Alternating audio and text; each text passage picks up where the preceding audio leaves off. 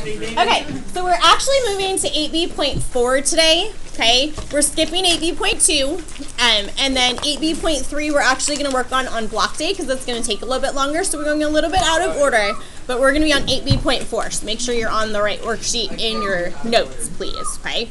And we're going to work on solving real-world systems of equations graphically, okay? So, your instructions here are basically the first thing you're going to do is it's going to tell you to create an equation. It's kind of a typo there, okay? It should be not a, it's an. Create an equation for each situation.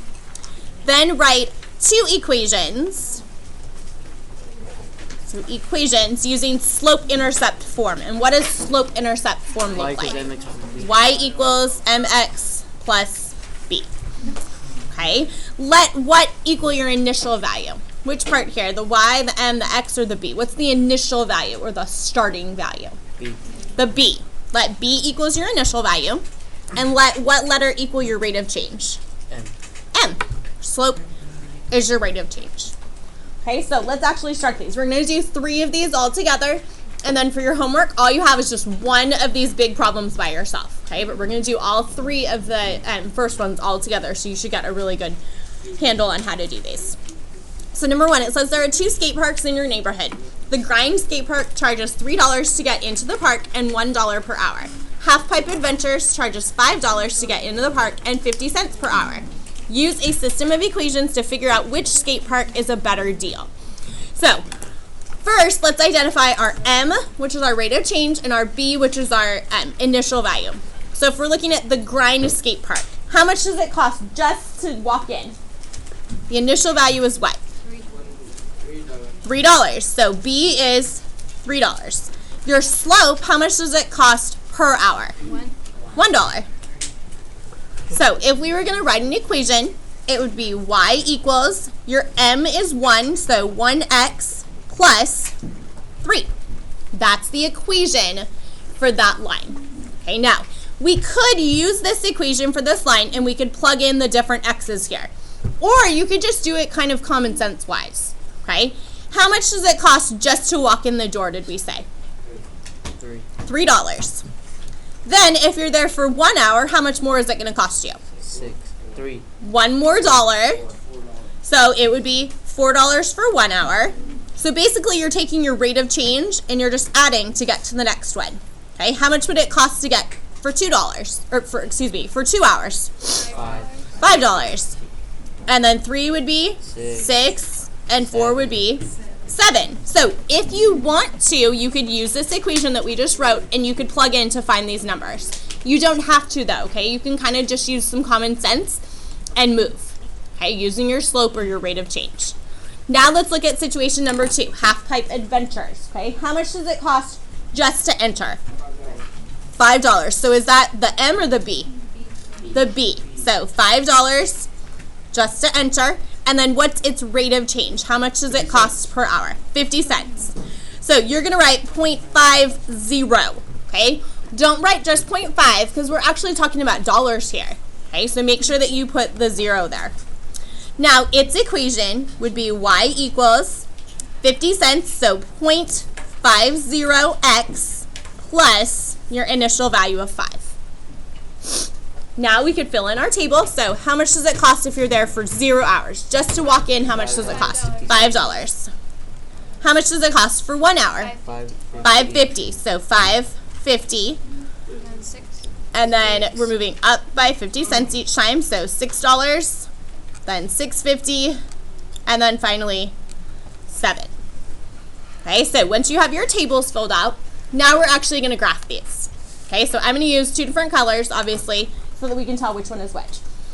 We need to label these on the side, okay? What is the bottom always?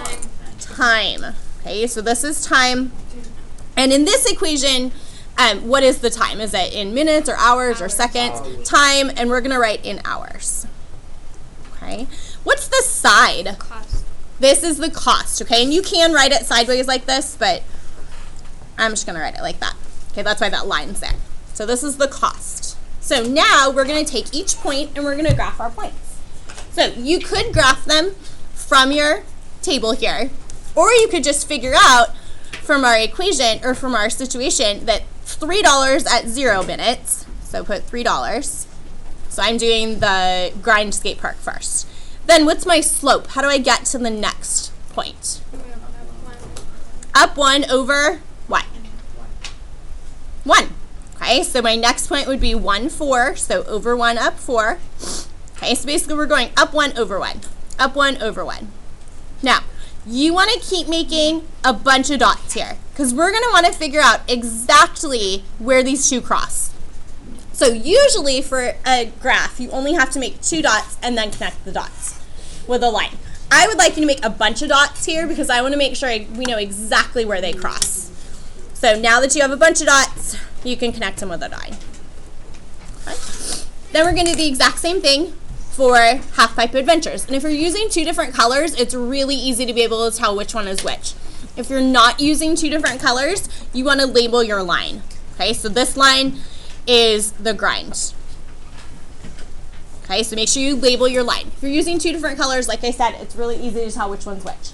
If you're only using 1 color, it's kind of difficult to know which line is which. Here, for this one, what do I start at? What's my initial value for half pipe adventures?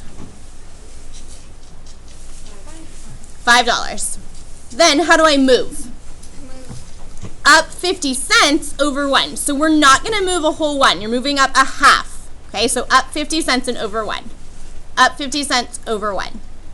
And just keep doing that. So up 50 cents over 1. Up 50 cents over 1. And hopefully you'll realize that these are going to cross. Okay, we want to get these to a crossing point. Okay, so hopefully you're going to realize they will intersect. If they don't intersect, you made a mistake. Okay, they're supposed to intersect. This one, we're going to label this as this was Half Pipe Adventures. Okay, so I'm just going to label it right there. So where do the 2 lines intersect? What point is this right here? 4, 7. But what does that mean? Okay, the intersection represents the time, okay, the time or number of hours for which the cost at both parks will be the what? The same. The same. And that's your answer. Okay, the intersection represents the time for which the cost at both parks will be the same. So what if I was going to say, I'm going to go to the skate park for 3 hours? Which one's a better deal here? The grind. The grind. It's less. Okay, what if I said I was going to go to the skate park for 7 hours? Which one would be better? Half pipe. Half pipe. Okay, so these are things that are useful in your life sometimes. Okay, not all the time, and I fully understand that. But sometimes these are, you might not at home ever really like graph these, but if you had a graph, it would be useful to look at it. Okay, let's try the next page. Okay, so look at your next page. Now we're going to talk about pizza. Okay, real world situation. Guided practice. We're looking at the guided practice, and now we're going to talk about some pizza. Okay, so we're going to talk about Pizza Palace and Rapid Pizza. Again, I'm going to use 2 different colors because it helps me. It makes life a little bit easier. Let me zoom in just a little bit. Situation 1. So situation 1, I'm going to talk about Pizza Palace first. Pizza Palace. So Pizza Palace charges $6 for every pizza and a $9 delivery fee. So the $6 for every pizza, what is that? Is that the initial value or is it the rate of change? Rate of change. So your M is $6. What's the B or the initial value? $9. If we wanted to write an equation, we're still writing a y equals mx plus b equation. So y equals the m or the 6 is attached to the x plus 9. Now we can actually fill in our chart. So for ordering 0 pizzas just to come to my house, how much are they charging? $9. Okay, so $9 just to come to my house. How much would it cost for 1 pizza? 6. Nope. 9, 10. 9 plus 6. So your rate of change, you're adding 6 here. Okay, so it'd be $15 for them to bring 1 pizza to my house. How about 2? 21. Okay, so each time you're adding 6. Okay, that's rate of change. So we're adding 6 each time. For 3 pizzas, it'd be 27. For 4, it would be what? 33. So we're just adding 6 each time. 39, 45, and then 51. Okay, so you need to fill that in. Now, you could just use rate of change, or you can actually plug in the X value here and you could solve for the Y. Okay, either way is fine. You could actually plug into the formula, or you can just use kind of common sense and just keep counting by the rate of change. Now, let's look at situation 2. Situation 2 is rapid pizza. Okay, for rapid pizza, what is its slope or rate of change for rapid pizza? $9. So M is $9. What's its Zero. initial charge? Zero. So if I was going to write an equation, this would be y equals M, which is 9, attached to X, plus what? Plus Y. Plus B. 0. So plus B is 0. Now, you do not have to write the plus 0. Okay, if you just left it like this, y equals 9x, that's the exact same equation. So if you ever have an equation that doesn't have anything at the end, you assume it's a plus 0. Okay, now let's actually fill in our chart. So how much does it cost for 0 pizzas? $0. How much would it cost for them to deliver 1 pizza? $9. So here you can use your rate of change and you're adding 9 each time. How much is it for 2 pizzas? 18, then 27. So we're adding 9, 36, 45, 54, 63. and 63. Now that we have all of our charts filled in, now we're actually going to plot.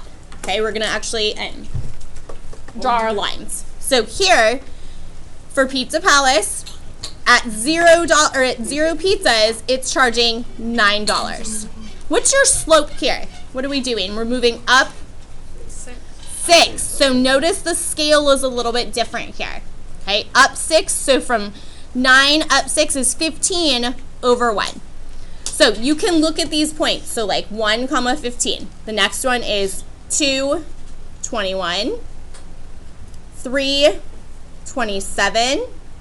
So you can either look at the points or you can realize that you're going up 6 over 1. Okay, so up 6 over 1. So at 4, excuse me, you're at 33. 5, you're off the grid. Now, you could keep going on these, but once you're off the grid, you might as well kind of stop. Okay, then connect these, please, with as straight a line as you can.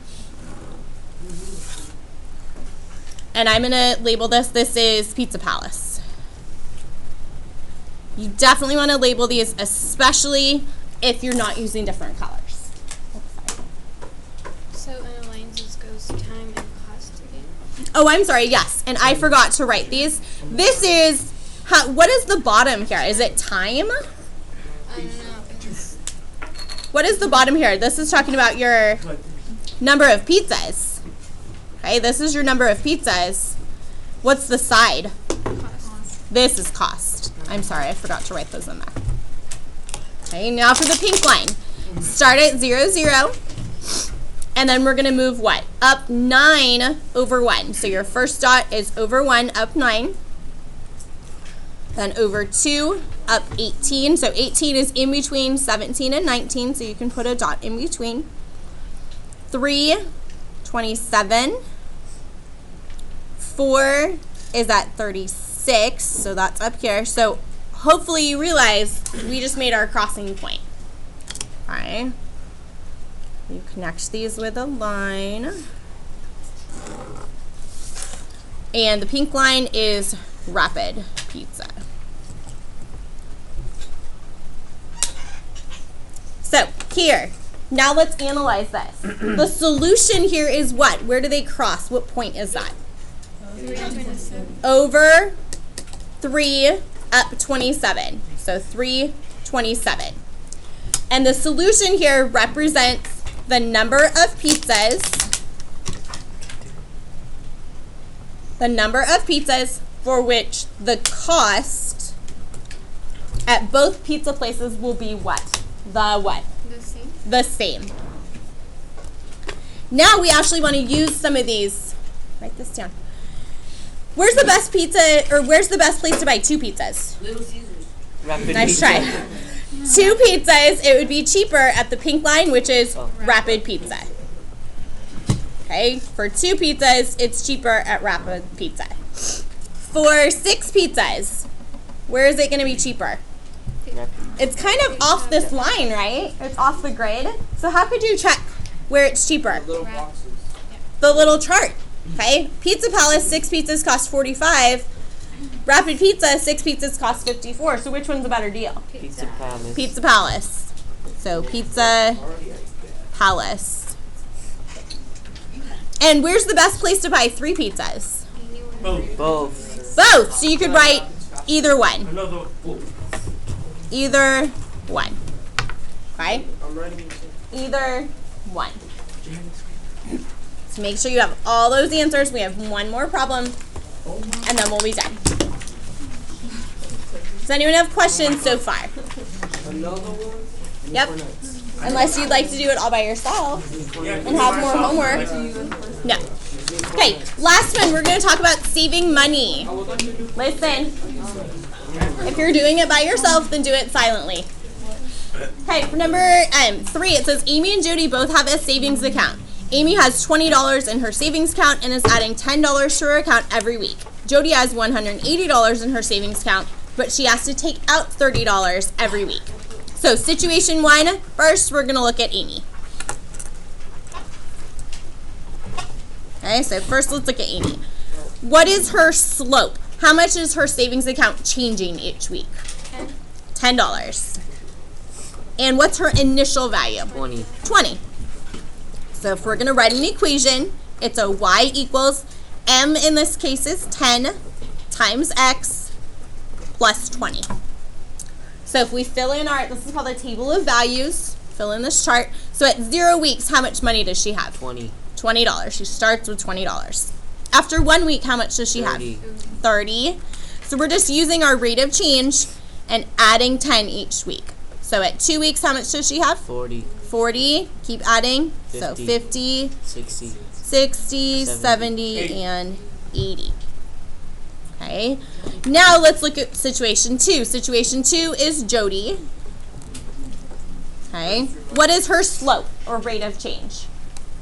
Minus 30, but she's going down 30, so that's negative 30.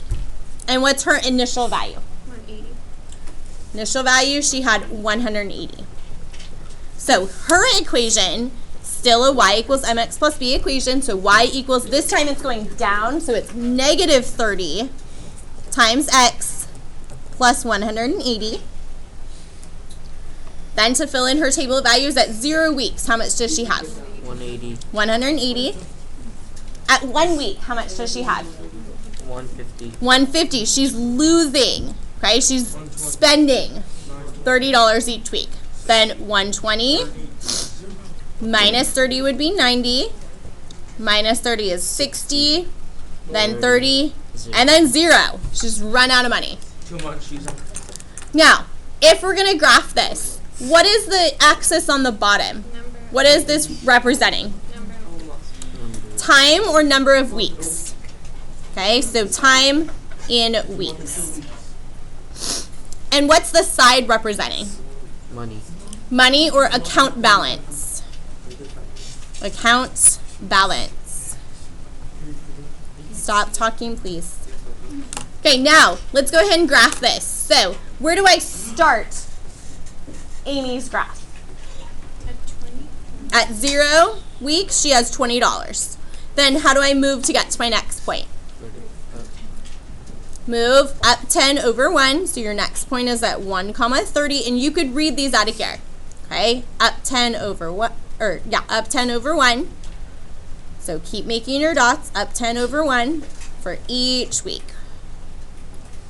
And I would just make a bunch of dots. Okay? It's not really that difficult to do these. So just make a bunch of dots so that way you can have like pretty exact crossing points or intersection points. Why does it make sense that you wouldn't go negative here? Why do we not even have the negatives as an option?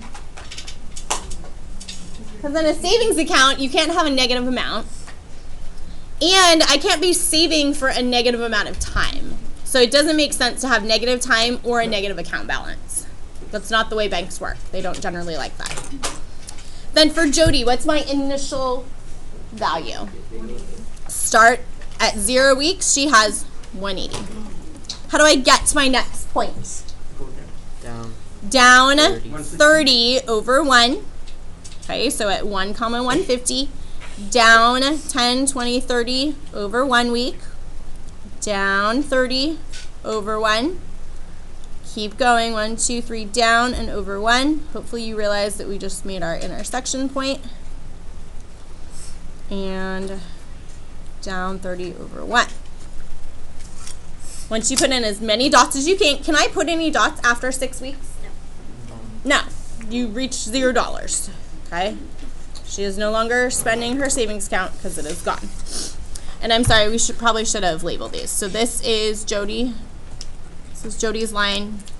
This was Amy's line. Now that we have those, what's the solution? Where do they cross? At 460. So 4 weeks, $60. So here the solution represents the time in weeks. Solution represents the time in weeks for which the amount of money in their savings account will be what? Will be the same. Then, who had money in their account after 3 weeks? So at 3 weeks, who has more money? Jody. Her line is higher. How many weeks until Jody ran out of money in her savings account? 6 weeks. All right. How much money did Amy have in her account when Jody ran out of money? 8. So at 6 weeks when she ran out, Amy had $80. And finally, how many weeks until they had the same amount of money? 4 weeks. So you're going to use these to interpret things. I'm sorry, screwed it up. Sorry. Okay, for homework today, you guys only have one problem, and it's one of these kind of long ones, okay? You have one problem that you need to get done. Notice, look on the board that I gave you a really big hint here, okay? This is talking about mileage and money, okay? These are by 75 cents. Sorry, if you look at this, 75 cents and 50 cents. There is not enough stuff here, so I would like you to make sure that, first off, you need to label these. So the first thing you want to label here is miles and cost for both ACE and Enterprise. Miles and cost. On the miles, you need to count by twos. Okay, count by twos or else it's just, you're not going to see very much on this graph. Okay, it's hard to see. So look at the board, see what I did. I'm sorry. It only goes to 8 on here. She said make It's okay. Just count by twos. You might have to add some more. If you need to add some more, that's fine. And when you're doing your dots, don't just stop after you get these values. Okay, make sure you keep going until you figure out where they cross, because you're probably not going to see it in your table. So you have to keep going on these. Do we have any questions? Okay, you guys should have plenty of time to finish the whole assignment in class. So if you got done with the whole thing, come to see me and you can get a stamp.